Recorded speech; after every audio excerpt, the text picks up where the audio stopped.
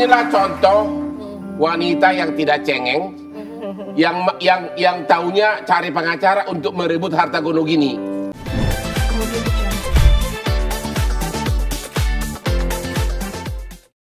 Jadi sekarang umur berapa tuh? 26. Sekarang 26. Ini 26 tahun. Usianya masih muda, tapi dengar-dengar kalau aku dengar-dengar nih, Medina Zain ini dari semua usahanya dalam 1 bulan bisa meraup 4,5 miliar, Pak. Betul nggak sih? Apa aku salah dengar nih? 1 bulan 4,5 miliar. Ya kurang lebih lah segitulah. Kamu udah nikah belum? Udah. Oh udah nikah juga, dua-duanya udah.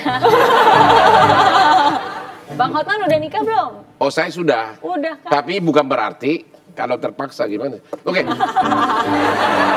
Pertanyaannya, Anda memulai pada titik nol, Anda pada usia berapa? Aku kan kuliah ke jurusan kebidanan. Jurusan kebidanan? Kebidanan. Oke. Aku lulusan D3. Aku belum... Lulusan cuma D3? D3. Oke. Tahun berapa itu? Aku lulusan 2012. 2012 D3 doang ya? D3 aja. Yang sana banyak profesor dokter masih naik bis kota tahu. Oke, terus? Ya terus setelah lulus kebidanan sebenarnya kalau bisnis udah dari zaman kuliah. Jadi apa tuh? Bisnis. Jadi aku tuh jadi reseller.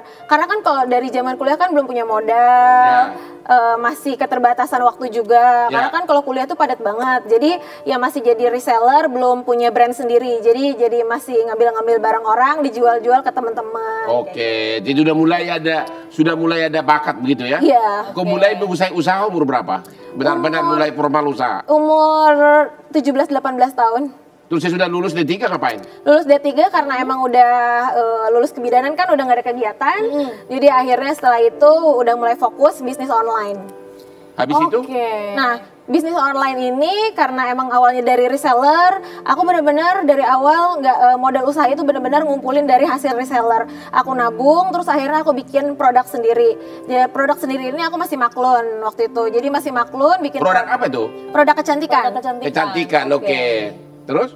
Produk kecantikan, dari situ belum kepikiran bikin klinik kecantikan kayak sekarang. Jadi masih kayak jual reseller dan zaman dulu tuh masih kayak karena belum ada waktu itu masih belum ada jasa pengiriman jasa pengirimannya seperti sekarang. Jadi masih diantar-antar pakai kurir, masih aku antar-antar sendiri karena dulu juga aku belum ada kendaraan, masih pakai kendaraan orang tua. Aku sempet juga zaman sewa-sewa mobil, sewa-sewa motor karena masih belum ada kendaraan yang bisa aku kirim ke reseller itu masih belum ada. Oke, jadi waktu itu sebentar saya potong dulu ya. Jadi lulus D3 kebidanan, kenapa nggak kepikiran untuk melanjutin kebidanannya itu tadi? Apa emang karena dari waktu kuliah udah coba-coba jualan akhirnya tertarik dengan bisnis atau gimana tuh? Aku sempet kerja di salah satu rumah sakit di Bandung.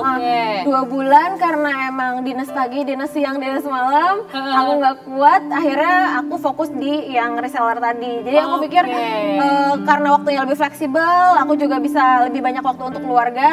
Akhirnya ya aku fokus jualan aja waktu itu. Oke, wow. Awalnya sebenarnya jujur ibuku agak menentang. Ibuku tuh dosen di kampus aku. Kebetulan ibuku dosen kebidanan dan ibuku tuh inginnya aku ngambil sekolah sampai ya S2, S3 seperti beliau jadi dosen gitu kan. Tapi karena emang aku juga udah capek kuliah, udah ngerasain jadi reseller lumayan nih gitu cari uang dari jualan. Akhirnya ya ibuku setelah melihat perjuanganku udah lumayan, jadi akhirnya beliau mendukung. Oke.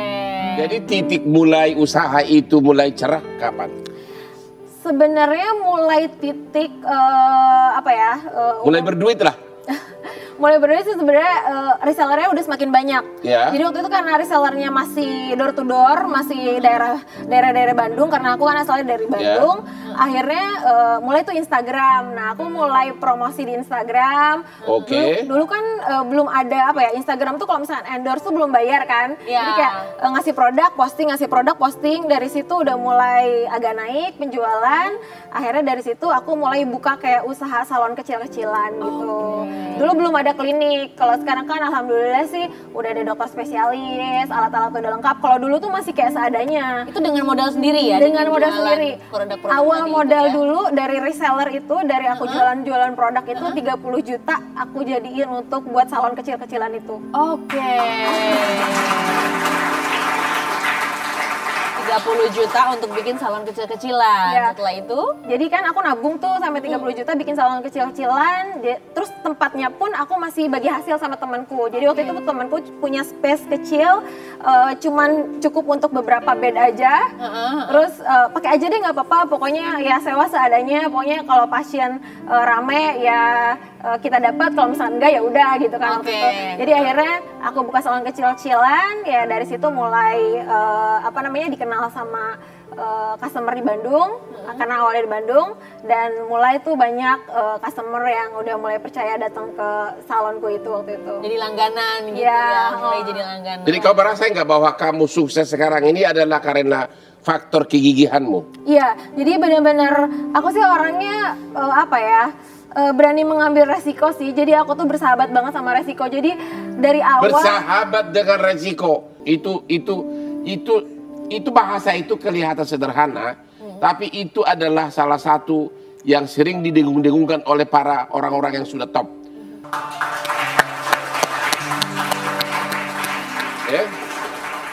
Oke, jadi tadi Medina sempat sebutkan juga dulu endorse itu belum bayar kayak sekarang. Gitu, endorse posting gitu kan, berarti mereka juga termasuk salah satu yang mendukung usaha kamu di awal-awal. Ada siapa aja sih waktu itu yang di endorse? Sempat selebgram, belum pakai artis. Oh, belum pakai artis ya? Belum pakai artis, jadi masih selebgram, teman-teman deket gitu kan. Yang posting dong datang ke klinik, padahal ke klinik tuh mereka nggak beli apa-apa. Jadi kayak fotoin paper bagnya aja difotoin, posting dong gitu ya. Sebenarnya memang belum ada budget untuk promosi juga. Tapi dari situ lambat laun, aku juga punya sahabat nih namanya ada Dokter Handi. Itu dokter yang membina aku dari awal aku buka klinik sampai sekarang juga alhamdulillah udah 6 tahun dia join sama aku praktek di klinik, dan sampai sekarang juga alhamdulillah ya dengan dengan banyak masukan dari beliau ya aku bisa sampai sekarang. Oke, nice. Jadi